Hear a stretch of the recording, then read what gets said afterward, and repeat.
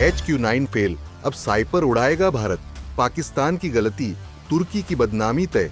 जी हां, भारत के रडार पर अब तुर्की भी है। चीन के बनाए HQ-9 और HQ-16 सिस्टम जैसे जंग एयर डिफेंस सिस्टम्स के बाद अब पाकिस्तान की नजर तुर्की पर पड़ी है। लेकिन सवाल ये उठता है कि क्या भारत सिर्फ पाकिस्तान के एयर डिफेंस को उड़ाएगा या तुर्की का भी नाम बदनाम होगा? आज की इस रिपोर्ट में खुलासा होगा पाकिस्तान की नई डील, तुर्की के साइपर सिस्टम की हकीकत, भारत की स्ट्राइक पॉलिसी और सबसे बड़ा सवाल कि अगली बार एयर डिफेंस सिस्टम उड़ेगा या टर्की की इज्जत। हाल ही में भारत ने पाकिस्तान के आतंकी लॉन्च पैड्स पर जबरदस्त प्रिसिशन स्ट्राइक्स की। रेस अटैक्स हुए, ड्रोन इस्तेमाल हुए, स्टैंड ऑन मिनिशियंस का इस्तेमाल हुआ। लेकिन पाकिस्तान का एयर डिफेंस सिस्टम खामोश रहा। न HQ-9 काम आया, न HQ-16 ने कोई टारगेट इंटरसेप्ट किया।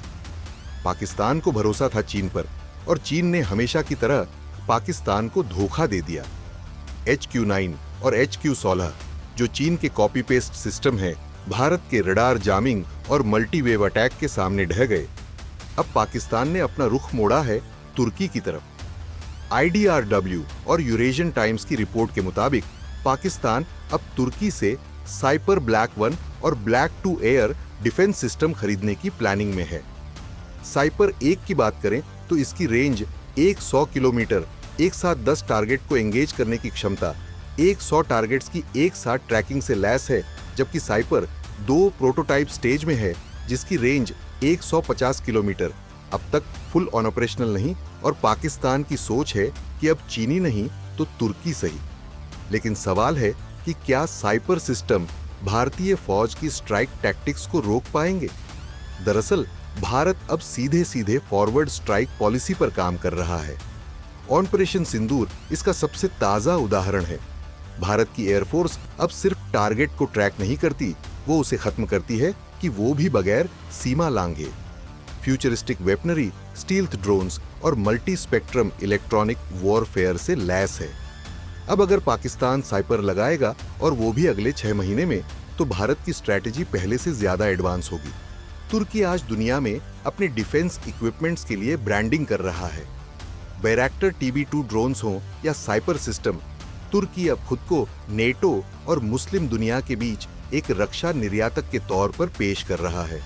लेकिन अगर साइपर सिस्टम भी HQ-9 की तरह भारत के स्ट्राइक में फेल हो गया, तो बदनाम सिर्फ पाकिस्तान नहीं होगा, तुर्की का नाम भी खराब होगा। डिफेंस वर्ल्ड में ये परसेप्शन बहुत मायने रखता है कि अगर सिस्टम रियल बैटल में फेल हो गया तो वो किसी को नहीं बेचा जाएगा। साइपर एक अभी पहली बार 2023 में तुर्की की सेना में शामिल हुआ है। साइपर 2 अभी डेवलपमेंट फेज में है, इसका कोई ऑपरेशनल डेटा मौजूद नहीं।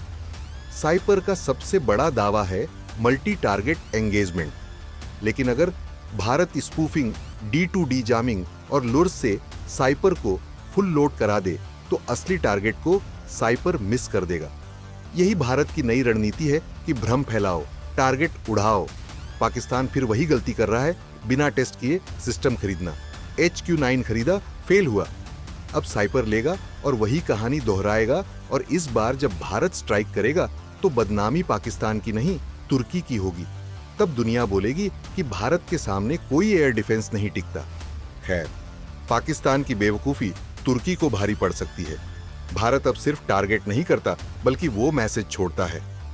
साइपर अगला HQ-9 न बन जाए, ये तुर्की को तय करना होगा।